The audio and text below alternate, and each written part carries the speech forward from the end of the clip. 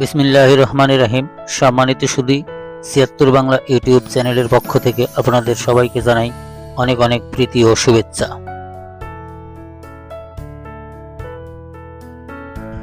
সম্মানিত সুধী, আপনারা দেখছেন সামনে এইখানে ছিল কোনো এক সময় নাম করা একটা খাল, যার নাম ছিল পুরিমারি খাল, যেটার বিস্তৃত ছিল নাটোর জেলার বড়াইগ্রাম উপজেলার চিনিডাঙ্গার বিল থেকে কুণ্ডুপাড়া, বাটরা, গোপালপুর, ভরতপুর এবং তালশো হয়ে যেটার অবস্থান ছিল বড়াল নদী পর্যন্ত, যেখানে আপনারা দেখছেন এখন শুধু অস্তিত্বহীন, শুধু নামেই আছে। এখানে আপনারা দেখছেন খালের কোনো চিহ্ন মাত্র নেই, পুরোটাই ভূমিদস্যুদের কবলে বিলীন হয়ে গেছে। এই খালটি বন্ধ করে ভূমিদস্যুরা দখল করে নিয়েছে, যার কারণে এই বিলে চিনিডাঙ্গার বিল এবং বাটরা, গোপালপুর, তালশো বা ভরতপুর বিলে অনেক জমি দেখা যায় সারা বছর পানির নিচেই তলিয়ে থাকে। পানি নিষ্কাশনের কোনো ব্যবস্থা নেই।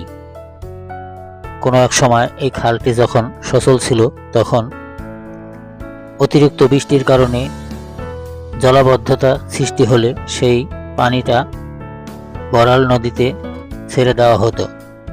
বড়াল নদীর এই খালের মুখে একটা সুইচ গেট করা ছিল, যেটা বর্তমানে এখনো রয়ে গেছে, কিন্তু নেই খাল। খালটি ভূমিদস্যুদের দখলে চলে গেছে, যার কারণে শত শত বিঘে জমি এখনো সারা বছরই পানির নিচে পতিত হয়ে থাকে, যেখানে জমিগুলো অনাবাদি পড়ে থাকে সারা বছরই। এই খালটি যদি বন্ধ না করা হতো, এই খালটি যদি দখল করা না হতো, তাহলে কোনো জমি অনাবাদি পড়ে থাকতো না, পানির নিচে তলিয়ে থাকতো না বছরের পর বছর। প্রত্যেকটা জমিতেই আবাদ ফসল করা যেত, কৃষকের উপকার হতো। বর্তমানে এই খালটি বন্ধ করে দেওয়ার কারণে এই বিলগুলোর শত শত বিঘে জমি, শত শত একর জমি অনাবাদি পড়ে থাকে, যেগুলো সারা বছরই পানির নিচে তলিয়ে থাকে। কর্তৃপক্ষের দৃষ্টি আকর্ষণ করছি, যাতে করে এই খালটি পুনরায় ভূমিদস্যুদের দখল থেকে মুক্ত করা এবং খননের সুব্যবস্থা করা হয়, যাতে করে কৃষকের জমিগুলো অনাবাদি আর একটিও পড়ে না থাকে। এই খালটির অবস্থান বড়াল নদী থেকে, অর্থাৎ পারবাগডোব থেকে চিনিডাঙ্গা বিল পর্যন্ত পুনরায় খনন করলে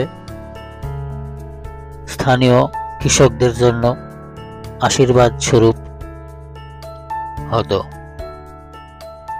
বিগত আওয়ামী লীগ সরকারের আমলে এই খালটি পুরোপুরি বেদখল হয়ে যায়, ভূমিদস্যুদের কবলে পড়ে যায়।